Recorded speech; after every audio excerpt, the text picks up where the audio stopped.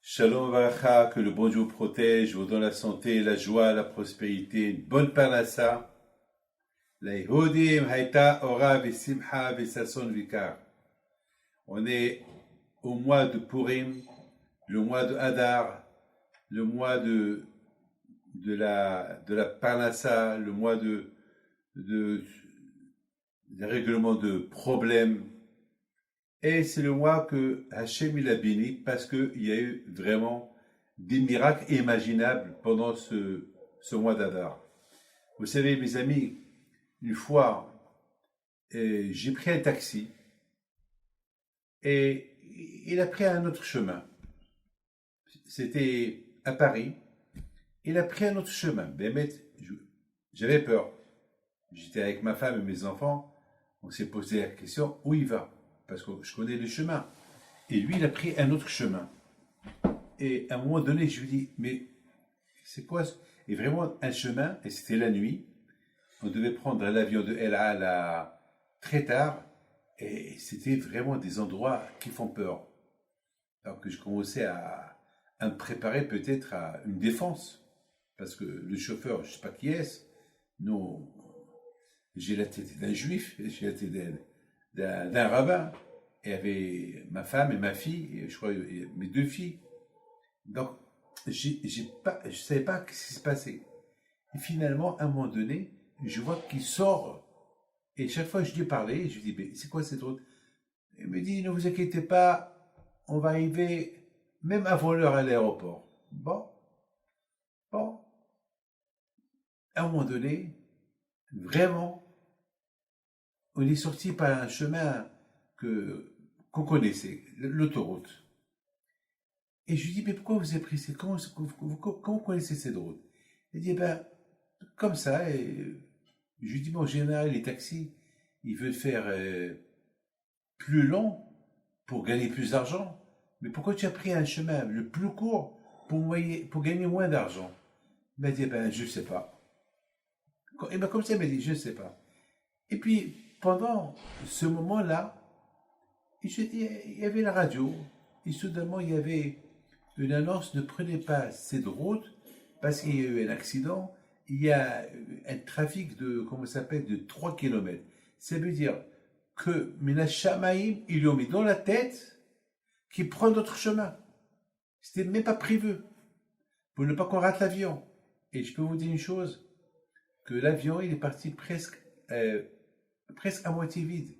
Parce que plein de gens qui devaient prendre avec moi ce vol-là, ils sont arrivés avec l'accident qu'il y a eu. C'était vraiment...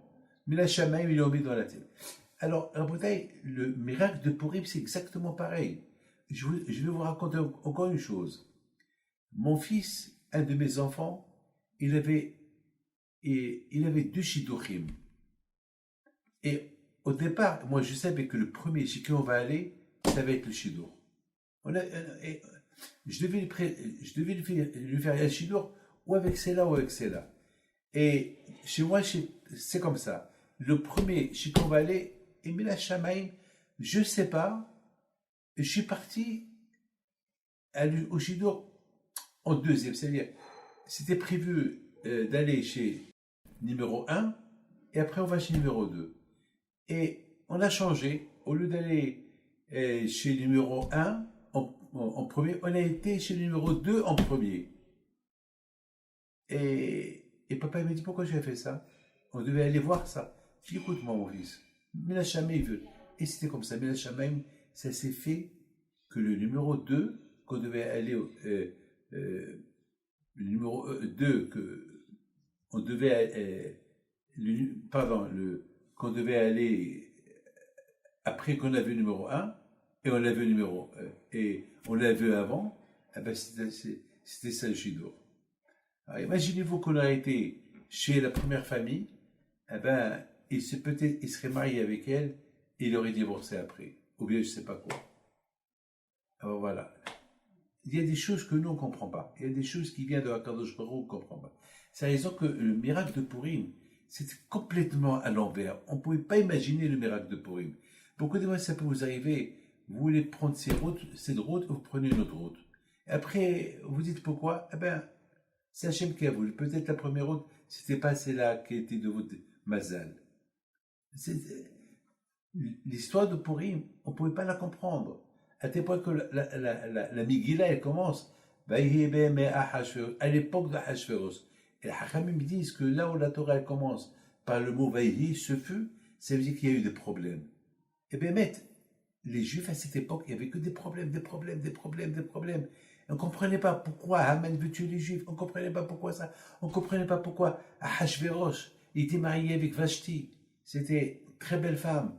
En plus, c'était la fille du roi Nabucodonosor. Il ne devait pas les divorcer. Non seulement qu'il l'a tué, après il a regretté. Il a tué ses amis. Mais t'es fou. Il changeait de bague. Chaque fois, il tue celui-là, il prend celui-là. On ne sait pas. C'est pour ça qu'on dit Vena Hafourou. Mais au fait, toute l'histoire de Purim, c'était une préparation. Ce qu'on ne comprenait pas, Hachem, il nous les a fait comprendre plus tard. C'est plus tard. Pourquoi il a tué Vashti? Pour prendre à Esther. Parce que c'est Esther qui va sauver les Juifs. Et pourquoi ça? Parce qu'il y a ça. Et au départ, il n'y avait que des questions. Pourquoi? On sent qu'on a cru que... On sent qu'on a cru que... Il y a quelque chose qui ne va pas. Et c'est vers la fin de l'histoire qu'on a commencé à comprendre pourquoi Hachem a fait ça. Parce qu'il y a eu ça. Par exemple, c'est écrit dans la Megillah que les deux gardes-corps de Ahashverosh, vous savez c'est quoi un garde-corps? Pour être un garde-corps d'un roi, ça veut dire qu'il faut avoir confiance en lui. Après, vous savez, un garde-corps, c'est toute la confiance. C'est-à-dire, surtout le roi, il dort, parce que les gardes-corps peuvent le tuer. C'est-à-dire que les garde-corps, le roi, il leur faisait beaucoup confiance. C'est pas facile d'être un garde-corps d'un roi, surtout un roi puissant. On ne comprend pas pourquoi ces garde-corps-là, ils posent le Zera Shimshon. On ne comprend pas pourquoi ils ont voulu tuer le roi. Eh bien, au départ, on ne savait pas. Au départ, on ne savait pas pourquoi ils ont voulu tuer le roi. Et qu'est-ce qui s'est passé? Il s'est passé qu'au moment qu'ils étaient en train de discuter comment tuer le roi, il y avait là-bas Mordechai. Et Mordechai, il connaissait les 70 langues. Alors, eux, ils parlaient une langue que personne ne connaît. Personne ne connaît. Une langue, vous savez qu'en Chine, il y a à peu près 80 langues en Chine. Alors, vous savez, c'est des langues avec des codes, etc. Et Mordechai connaissait cette langue-là. Il a entendu ce qu'ils ont voulu faire. Et de plus, mais pourquoi ils ont voulu tuer Hachvérosh? Eh bien, Menachamaïm, c'est à 15 jours qu'il a fait. À 15 jours, le roi est devenu comme un fou. Il a commencé à les insulter. Il a commencé à les insulter. Il a commencé à les maudire. Et jusqu'à que ils ont décidé de le tuer. Mais au moment qu'ils ont décidé de le tuer, ils étaient fous. Même que Mordechai ne comprend pas leur langue. Mais on ne parle pas de tuer un roi devant quelqu'un. Mais la Shamaïm, c'est Hachem qui l'a fait, quelque chose d'inimaginable. Et en plus, au lieu que le roi Hachvérosh, il donne une récompense à Mordechai, il lui a rien donné. C'est pas bizarre. Et c'est pas... Vous savez qu'il y avait au Maroc, à l'époque du roi Moulay Hassan, à la Vachalom, c'était un roi qui aimait beaucoup les Juifs, Moulay Hassan. Alors, à son époque, vous avez bien compris que il s'est passé vraiment un miracle pendant son royaume. Que lorsqu'ils ont fait la révolution, ils ont voulu le tuer, eh ben, il s'est passé que les généraux qu'ils ont comploté contre le roi, eh ben, ils ont drogué les soldats pour que les soldats ils font n'importe quoi. Mais c'était une erreur. Parce que lorsqu'un soldat est drogué, il ne sait pas quoi faire. On ne comprend pas dans l'histoire que c'était quoi leur but de droguer les soldats. Mais en droguant les soldats, ils vont faire n'importe quoi, ils vont même tuer leurs généraux. Ou bien ils vont faire n'importe quoi. Et vous savez ce qui s'est passé dans l'histoire? C'est que ils ont cherché le roi, bien sûr pour l'arrêter ou peut-être pour le tuer, Et le roi était caché quelque part. Et dès que le soleil était devant le roi lui a dit, mets-toi garde à vous. Et le monsieur, drogué, il a dit, Majesté, il s'est mis en garde à vous. Et regardez, il y a des choses qu'Akash Baruch Hu fait que nous ne comprenons pas. C'est que plus tard on les comprend. Que plus tard on les comprend. Parce qu'Akash Baruch Hu, il a voulu. C'est pour ça qu'on dit, Hakol et Tova, tout ce que Hachem il y fait pour le bien. Parce que beaucoup de fois, on ne comprend pas ce qui se passe. Et peut-être, c'est pour le bien. On voit toute l'histoire de Mordechai et Esther, toute l'histoire de la Megillah, on ne la comprend pas. On voit que des catastrophes, une catastrophe sur catastrophe. On ne comprend pas ce qui se passe. Mais tout cela, c'était pour le bien de Am Israël. Tout cela, et en plus, on a gagné une fête. On a gagné une belle fête. Et on a gagné que les Juifs, ils ont fait une grande écheva. On a gagné que les Juifs, ils étaient Be'ahdout. Et on a gagné que tout ce qui s'est passé, c'était pour le bien. Au départ, on a cru quel mal il va sortir de Haman qui va tuer tous les Juifs. Et finalement, il est sorti qu'un bien. C'est quoi le bien? C'est que les Juifs, ils ont fait une teshuva. Ki mouvi kiblo. Ils ont accepté la Torah. Ils ont dit Naase benishma. Alors, je voudrais, mes amis, vous terminer ce cours-là avec une bracha que je vais vous faire, avec une question que je me suis posée. Lorsque Hachem il a donné la Torah au peuple juif, un matin Torah, il a donné la Torah avec Kolot Obrakim. Il y avait le chauffard, il y avait Hachem, il a montré aux juifs des choses qui font peur. Le feu, Moshe qui marche dans le feu, Hachem il a ouvert le ciel pour que les juifs ils voient que Hachem, c'est lui le bon Dieu. Alors les juifs ils ont vu tout ça. Ils ont dit Naase benishma, tous. Ils ont dit Naase. Ils n'ont pas dit je fais. Il y avait là-bas 600 000 juifs. Tous, ils ont dit on fait. Ça veut dire que chacun est devenu prophète. Ils sont devenus tous des prophètes parce qu'en général, chacun ne connaît pas ce qu'il pense l'autre. Ou bien il pouvait y avoir un qui va dire non, je ne veux pas. Ou quelqu'un va dire je veux. Mais tout le monde a dit Naase. Naase c'est au pluriel. Naase venishma. Alors la question elle est grande. C'est une question que Rami me pose. Comment ils ont réussi à dire Naase, on fait tous ensemble?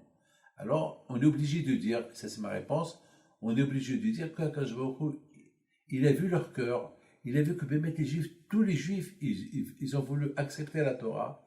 Alors qu'Akash Baruch Hu a dit, il a fait ce que tout le monde a dit Naase, on va faire. Alors mes amis, donc ça veut dire qu'ils ont vu des miracles. Mais on dit que à l'époque de Mordechai et Esther, encore une fois, ils ont dit Naase benishma, ki mouvi kiblo. En général, lorsque je vous donne quelque chose, vous la recevez, et après, elle est à vous. Mais on ne dit pas, elle est à moi, après je la reçois. Non. Lorsqu'on dit Naase benishma, Esma, il devait dire, j'entends et je fais. Si quelqu'un vous propose une affaire aux États-Unis, ou une affaire au Maroc, une affaire à Abu Dhabi. Tout d'abord, vous allez demander c'est quelle affaire. Et après, vous allez écouter, après vous allez dire oui ou non. Mais vous n'allez pas dire oui tout de suite. Non, parce que c'est pas logique. Alors, c'est quoi? Comment ils ont pu dire Naase benishma? On fait et on écoute. Déjà, ils auraient dû dire on écoute et on fait. Alors là aussi, à l'époque de Mordechai et Esther, ils ont dit Kimo et Kiblo. Ils ont fait la Torah, et après ils ont reçu la Torah. Non, ils ont reçu la Torah, et ils ont fait la Torah. Alors comment on explique comme ça? Et en plus, à Matan Torah, ils ont écouté le chauffard, ils ont vu le feu dans la montagne. C'est pour ça, ils étaient impressionnés. Ils ont dit Naase venishma. On fait, on écoute.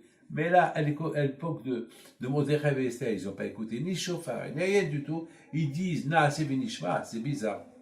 La réponse elle est, il y a deux sortes de chauffard. Il y a le chauffard que vous écoutez à Rosh Hashanah, qui impressionne, qui fait peur, qui nous rappelle c'est Yom Hadin, qui nous rappelle c'est le jour du jugement. Il y a un chauffard, un autre chauffard, si vous voyez un qui veut que Dieu préserve, vous faire du mal, il y a une peur. La peur qu'il aura fait Haman en voulant les tuer, c'était ça le chauffard. Le chauffard, il fait peur. La xéra de Haman, il a fait peur les Juifs.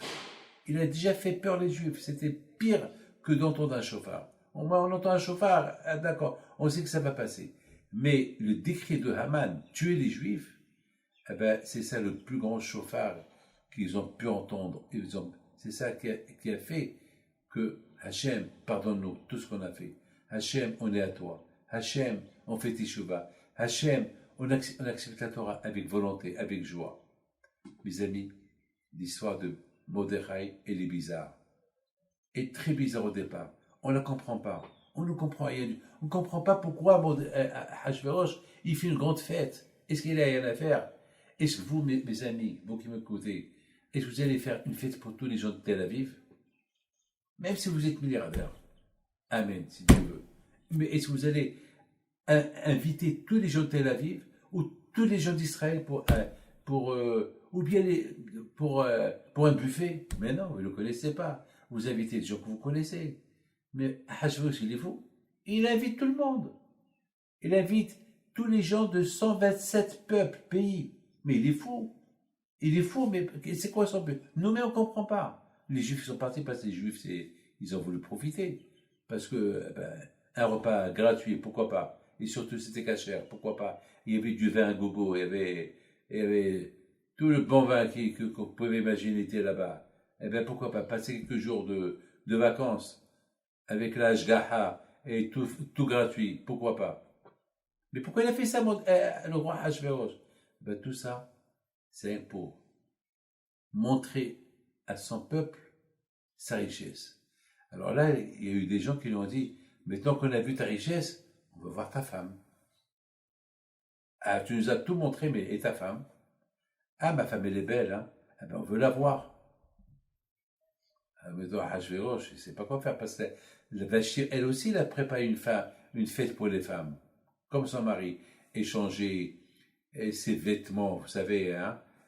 Toutes les marques de l'époque, Dior et tout ce qu'il y avait à l'époque, toutes les marques pouvaient exister, et les amis, pour montrer à toutes les femmes sa richesse. Mais voilà, elle reçoit un message de son mari. Je veux que tu viennes nu devant tous les invités. Ça énerve. Ça énerve. Alors là, il s'est saoulé parce que Hachverosh s'est saoulé. Il s'est saoulé. Elle n'a pas admis qu'elle a dit non. Elle n'a pas admis. Il était en colère, en colère. Mais Aboul, il l'a tué. Il l'a tué. Et tout ça pourquoi? Personne n'a compris, mais il est fou, il est dingue. Et après, en plus, après, il a commencé ils ont commencé à présenter des filles, les femmes de tout le monde, même les femmes mariées. Tout ça pourquoi? Pour Esther. Regardez comment Akadosh Baruch Hu. Mais au départ, on n'a rien compris. Et Esther, elle n'a pas dit qu'elle était juive. On n'a pas compris pourquoi elle n'a pas dit qu'elle était juive. Qu'elle dit qu'elle est juive. Non, elle n'a pas dit. Pourquoi? Parce que Mordechai lui a dit de ne pas dire. Pourquoi? Parce qu'elle aurait dit qu'elle est juive, Haman, il l'aurait tué. Haman, il l'aurait tué. Avant qu'il exécute les juifs, il aurait tué au premier. Il pouvait envoyer la mafia pour la tuer. Tout ça, au départ, on ne comprenait rien de tout ça. Et après, toute l'histoire, elle est claire. L'histoire, elle devient claire. Mais entre-temps, on a gagné une chose. On a gagné quoi? On a gagné la Torah. On a gagné l'union. On a gagné que Esther, son fils qui l'aidait, Darius, il a envoyé les Juifs en Israël pour construire le deuxième Beth Amikdash. On a gagné plein de choses. Mes amis, pourquoi je vous dis tout ça? Pour vous dire que tout ce que Hachem il fait dans la vie, il le fait pour le bien. Il n'y a rien qui se fait sauf que ce soit pour le bien de la personne. Que le bon Dieu vous protège, que le bon Dieu vous donne une bonne santé, une bonne parnassa, que vous soyez bien Be'ezat Hachem,